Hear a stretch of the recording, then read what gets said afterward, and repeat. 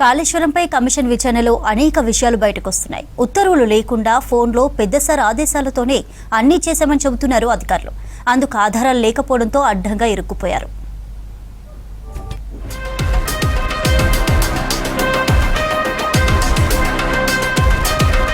కాళేశ్వరం ప్రాజెక్టులో లొకేషన్ల దగ్గర నుంచి డిజైన్ల వరకు, అంచనాల నుంచి లోన్ల వరకు అంతా పెద్దసార్ చెప్పినట్టే జరిగినట్లు తెలుస్తోంది.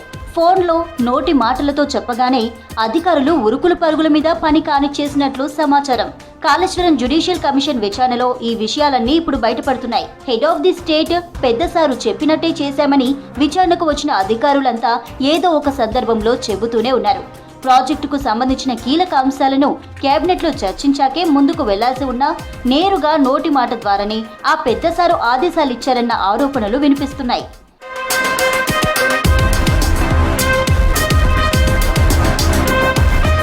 మొదట ప్రాజెక్టుకు వ్యాప్కోస్ తయారు చేసిన డిపిఆర్కు సంబంధించి హైపవర్ కమిటీలో నిర్ణయం తీసుకున్నా దాన్ని ఆమోదిస్తున్నట్టు ఆర్డర్లు రిలీజ్ చేయలేదు. హైపవర్ కమిటీ మీటింగ్లో తీసుకున్న డెసిషన్తోనే డిపిఆర్కు ఎలా ఆమోదం తెలుపుతారన్న ప్రశ్నలు వస్తున్నాయి. ఆమోదం తెలిపిన డిపిఆర్కు సర్కారు ఆర్డర్స్ లేకుండా సిడబ్ల్యూసీకి ఎలా పంపించారన్న అనుమానాలు వ్యక్తమవుతున్నాయి. కమిషన్ డాక్యుమెంట్లను అడుగుతుండటంతో అధికారులు తెల్లముఖమేస్తున్నారు.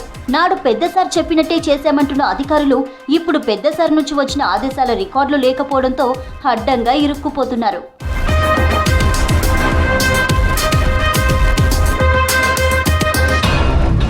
తుమ్మిడిహెట్టి నుంచి మేడిగడ్డకు బ్యారేజీ లొకేషన్ను మార్చేటప్పుడు నోటి మాట ద్వారానే అధికారులకు ఆదేశాలు అందాయన్న ఆరోపణలు వినిపిస్తున్నాయి. మహారాష్ట్ర సీఎంతో మీటింగ్ జరగగానే నాటి సీఎం ప్రాజెక్టు లొకేషన్ మార్పునకు నిర్ణయం తీసుకున్నారన్న చర్చ జరుగుతోంది. అన్నారం, సుందిల్లా బ్యారేజీల లొకేషన్ల విషయంలోనూ పెద్దసారు ఇలాగే వ్యవహరించారని చెబుతున్నారు. ఆ రెండు బ్యారేజీలను ప్రస్తుతం ఉన్న చోటుకు కిలోమీటర్ పరిధిలో అటూ ఇటూ లొకేషన్ను మార్చారని అంటున్నారు.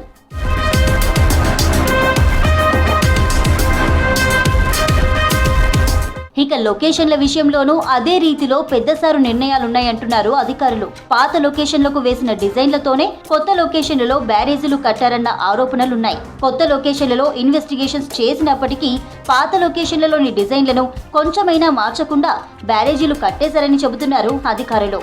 దీనికి ప్రభుత్వ అధినేత నుంచే ఆదేశాలు వెళ్లాయని అంటున్నారు. ఈ లొకేషన్ల మార్పు, పాత డిజైన్లతోనే నిర్మాణాలు చేపట్టడానికి సంబంధించిన ఎలాంటి ఫార్ములా డాక్యుమెంట్లు లేవని చెబుతున్నారు.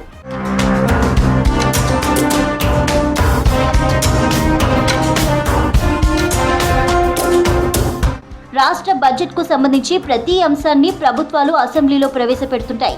కానీ Kaleshwaram irrigation project corporation limited విషయంలో అలా జరగలేదని తెలుస్తోంది. కార్పొరేషన్కు సంబంధించిన యాన్యువల్ ఫైనాన్షియల్ స్టేట్మెంట్లను అసెంబ్లీలో ప్రజల ముందు పెట్టలేదని అధికారులు చెబుతున్నారు.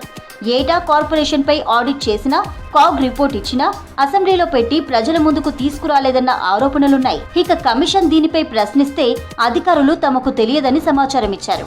కార్పొరేషన్ పేరిట ఎంత మొత్తంలో లోన్లు తీసుకున్నారు, ఏటా ఎంత ఖర్చు పెట్టారు, ఎంత తిరిగి చెల్లించారు అన్న వివరాలేవీ తెలుపలేదు. ఇవన్నీ పెద్దసారు కనుసన్నల్లోనే జరిగాయన్న విమర్శలు వినిపిస్తున్నాయి.